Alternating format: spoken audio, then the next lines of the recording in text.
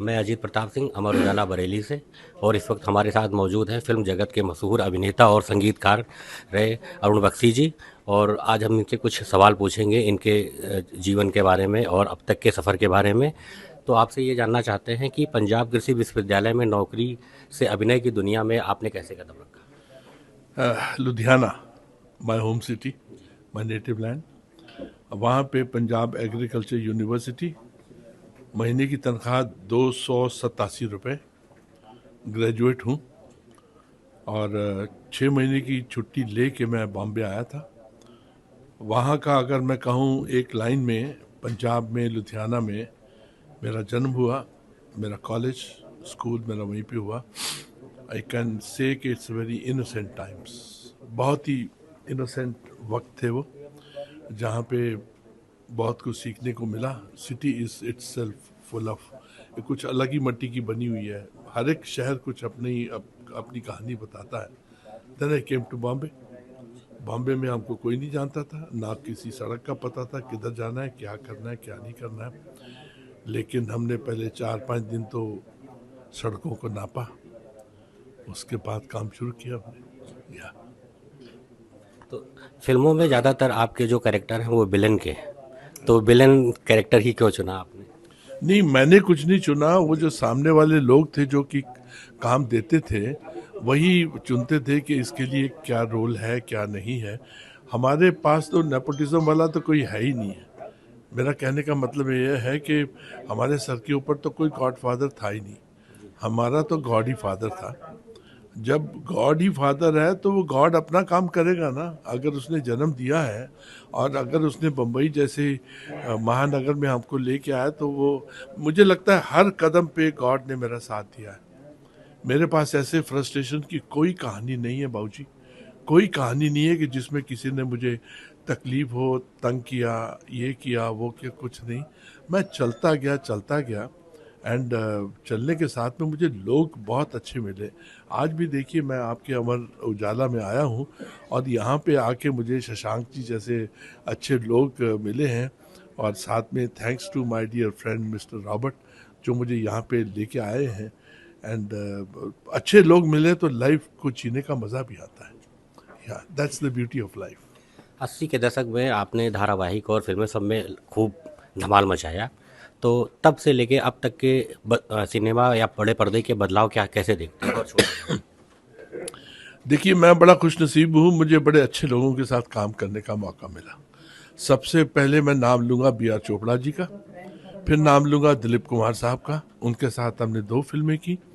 मजदूर B are Chopra ji की थी, रवि चोपड़ा जी उसके डायरेक्टर थे। और उसके बाद में आग का दरिया, ये दूसरी फिल्म थी। और इसमें आप देख लीजिए, दिलीप साहब थे, उनके साथ काम करने का मौका मिला। फिर दिलीप साहब की ही फिल्म में जिसका नाम था कर्मा, उसमें मैंने 4 लाइनें गाई थी। सुभाष घई साहब की फिल्म थी। तो इस तरह से शुरू हुआ।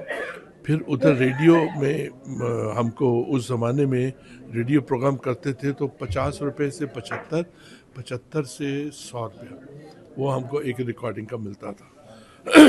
लेकिन वो जब हाथ में 75 आते थे तो 75 करोड़ के बराबर लगता था वो। मैं कह रहा हूँ कि वो बड़ा इनोसेंट टाइम था, जिसमें हम पूरा अपनी टैलेंट के ऊपर, अपने उच्चारण तलफ़ुज़ के ऊपर काम करते थे। बड़े बड़े लोगों को देखते थे। ये मेरा संदेश है इस जनरेशन के लिए कि अपने तलफ़ुज़ पे काम कीजिए, अपनी बॉडी के ऊपर काम कीजिए, अपने दिमाग के ऊपर काम कीजिए, ज़बान के ऊपर काम कीजिए। यही आपको आगे लेके जाएंगे।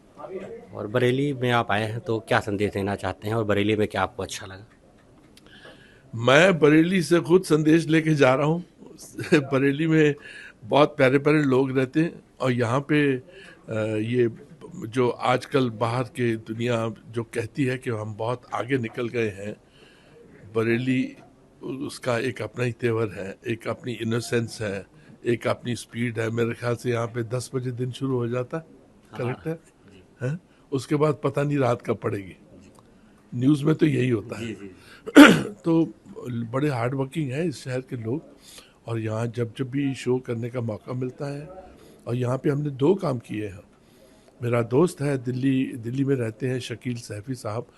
वो कल वो लेके आए मुझे यहाँ पे रोज़ा खुलवाने के लिए गुलड़िया गांव में, और मुझे उन सब के साथ एक टेबल पे बैठ के खजूर खाने का मज़ा मुझे बड़ा लगा अच्छा।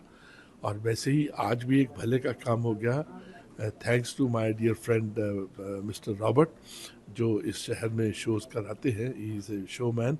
ये मुझे आज भी एक ऐसी जगह लेके गए जहाँ पे हमने रोज़ा खोला, और रोज़ा खोलने के साथ में मुझे लगा कि इस टेबल पे हिंदुस्तान है, हम सब लोग एक हैं, अनेकता में एकता है। This is the beauty of India. क्या मिस करते हैं आप भारतीय फिल्म में? जैसे आपने लगभग 50 साल का सफर पूरा किया है, बड़े पर्दे छोटे पर्दे को मिलाकर। अभी वर्तमान में जो नई जनरेशन आ रही है पर्दे पर, उसमें आपको क्या मिसिंग लगता है कि ये और होना चाहिए था, इनको और मेहनत करनी चाहिए?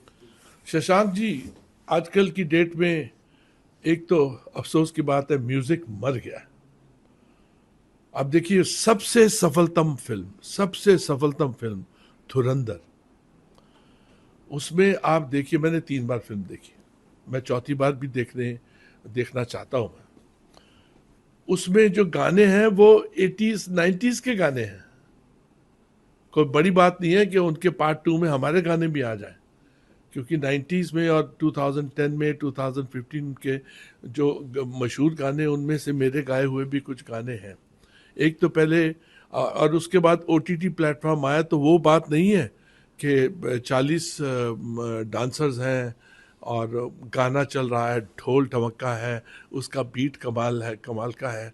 आज जितने भी गाने गाए जाते हैं चारों तरफ, वो 90s के हैं और वो पुराने गाने हैं। आप देखिए, पहले तो ये प्रॉब्लम है, और दूसरा ये कंटेंट मतलब, मैं अगर, मेरी पहली फिल्म थी ज़रा सी ज़िंदगी बाय के बालचंद्र जी, उसमें कंटेंट था, उसमें गुलजार साहब ने डायलॉग लिखे थे, फिल्म लिखी थी, और उसमें कमल हसन साहब थे। मैं देख रहा हूँ कि कंटेंट बड़ा कमाल का था, अदायगी बड़ी कमाल की थी। फिर हमने दिलीप साहब के साथ 2 फिल्में की, फिर उसके बाद हमने एक से एक अच्छे डायरेक्टर के साथ काम किया, और उस काम के साथ में हमको ऐसा लगा कि जैसे मुक्ति मिल गई हो। अच्छा काम करना, अपने से बेहतर एक्टर के साथ काम करना, कमाल के डायरेक्टर के साथ काम करना।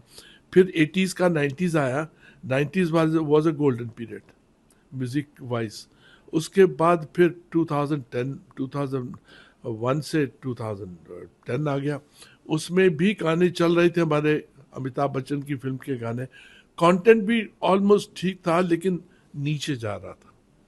Content is most important. आजकल घटनाएं ढूंढते हैं दुनिया के किस किस कोने में, कौन सी घटना है, कौन सी क्या हुआ। वो जो रियलिटी है उसको फिक्शन में मिला के, वो मिलावट करके दिखाते हैं और सुनाते हैं। उससे क्या है कि एक तो उसमें गाने नहीं होते, गाने होते हैं तो ये होता है कि हीरो या हीरोइन वो चल रही है गाड़ी चला रहे हैं, और पीछे से बैकग्राउंड में एक मरेला सड़ेला गाना होता है। वो बीट मिसिंग, जो आज हम शोज करते हैं ऑल ओवर द वर्ल्ड, जो मैं शोज करता हूँ, हमारे जैसे तुन्ना तुन्ना तक तक तुन्ना, ये हमारे बीजेपी ने भी इसको अडॉप्ट किया है। ये जो अमेरिका के साथ में डील हुई थी, उसमें उन्होंने उसको ही रूपांतर किया है। उसका रूपांतर भी कमाल है, बोले जलवा जलवा मोदी मोदी, और आसमां को धरती पे लाने वाला चाहिए। ये निशाना ट्रंप के ऊपर है, निशाना भी लगा दिया, गाना भी गा दिया। वो कहते हैं ना कि लहजे का करिश्मा है या आवाज़ का जादू, वो बात भी कह जाए और मेरा दिल भी दुखे ना। तो वो कंटेंट के साथ में हमारे उन्हीं गानों को अडॉप्ट किया जाता है, मुझे बड़ा अच्छा लगता है। आज के लोगों, ये धुरंधर में कंटेंट देखिए, content is the hero. Shashank ji, content is the hero, लेकिन आप फिक्शन में अगर करेंगे तो कैसे चलेगा? ऑडियंस का टेस्ट बदलता है। जो रत्नाचल 3, हाँ जी, हाँ जी। तो क्या उसकी कहानी है, कैसे उसको आगे बढ़ा रहे हैं आप? मैं आपको ऑनेस्टली बोलूं, मैंने उनके पहले सीजन थे, मैंने नाम सुना था कि रक्तांचल रक्तांचल रक्तांचल 1, रक्तांचल 2, बड़ी सॉलिड कहानी है, बड़ी परफॉर्मेंस है। उसके बाद मुझे मौका मिला उसमें एक अच्छा, उसमें रमित है या क्या नाम डायरेक्टर साहब का, मैं अभी याद करके बताता हूँ आपको, मेरे लिए सब लोग नए हैं। उन्होंने मुझे कहानी सुनाई, मेरा रोल सुनाया। मेरा रोल है मिर्ज़ा बेग का, ही इज़ ए नेपाल का है, ही इज़ ए डॉन है। और जूजू में सीन पढ़ूँ, मेरा ब्लड प्रेशर हाई। मैं क्या एक बार पढ़ लिया, इसको फिर 7 दिन के बाद पढ़ता हूँ, क्योंकि वो थोड़ा सा डिले होते रहते हैं शूटिंग में। लेकिन अल्टीमेटली हमने लखनऊ में ही शूट किया जी, पिछले कुछ महीनों में। दो थे शेड्यूल, उसमें मैं था। आज के director huge talented, hugely talented, उसका कंटेंट बहुत अच्छा है। फिर अभी मैं जो आया हूँ, अभी 2-3 दिन पहले जो मैं आया हूँ, वहाँ से निकला हूँ यहाँ पे, मैंने एक किया है वर्टिकल का नाम है चिट।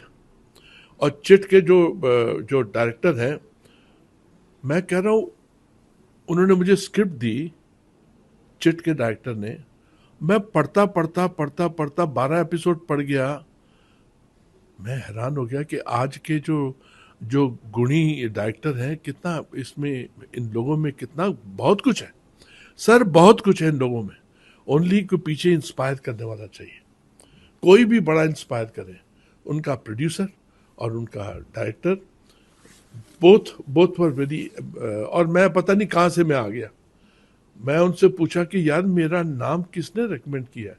इसका मतलब मैं थोड़ा सा मशहूर हूँ कि आप लोग मेरे नाम के पीछा करते हो? बोले बस सर, हमने इंक्वायरी की कि इस रोल के लिए क्या जनरल का रोल है, आतंकवादियों के ऊपर है, ये आतंकवादियों के ऊपर है, उसका मैं जनरल हूँ, I am the don in that. लेकिन उनकी साइकोलॉजी का पता चला, उनका कंटेंट बहुत अच्छा था। It was in total was a fantastic experience. और एक और फिल्म, अनीस बज़मी साहब की फिल्म, जिसमें कि अक्षय कुमार है, उनका हमने शूट किया। और ख़ास बात यह है कि अक्षय कुमार के साथ हमने बहुत साल पहले काफ़ी फिल्में की थी। लास्ट फिल्म वाज, क्या नाम था उसका, वक्त हमारा है। और मैंने अक्षय कुमार के लिए 2 गाने भी गाए हुए थे जो कि सुपर हिट थे। एक है झूले झूले लाल दम मस्त कलंदर, दैट इज़ माय सॉन्ग। फिर अमिताभ बच्चन जी की फिल्म थी आंखें, उसमें गाना था, फटेला जेब सिल जाएगा, जो चाहोगे मिल जाएगा, तेरे भी दिन आएंगे छोटे, अच्छा खासा हिल जाएगा। और उसके बाद में अभी सेकंड कमिंग में मैं फिर आ रहा हूँ, 3 अचीवमेंट बना के रखी हैं, को 25-30 रखूँगा, उसके बाद मज़ा आएगा खेलने का। तो ये है, आज आपके अमर उजाला में आया हूँ, और मेरे ख्याल से मैं आपकी एनर्जी लेके जा रहा हूँ सर। इस ऑफिस में बड़ी एनर्जी है, क्योंकि उजाला तो अमर ही है। इससे बड़ी क्या है कि सूरज जैसे अमर है, वैसे सूरज का उजाला जो है वो अमर है। आप लोग खुश रहिए, सेहतमंद रहिए, हिंदुस्तान का ख्याल करते रहिए, अपनी अच्छी खबरों से, सच्ची खबरों से। God bless. धन्यवाद। आपके राज्य की खबरें, आपके शहर की खबरें सबसे पहले जानने के लिए देखते रहें अमर उजाला। चैनल को सब्सक्राइब जरूर कर लें और पाएं हर अपडेट।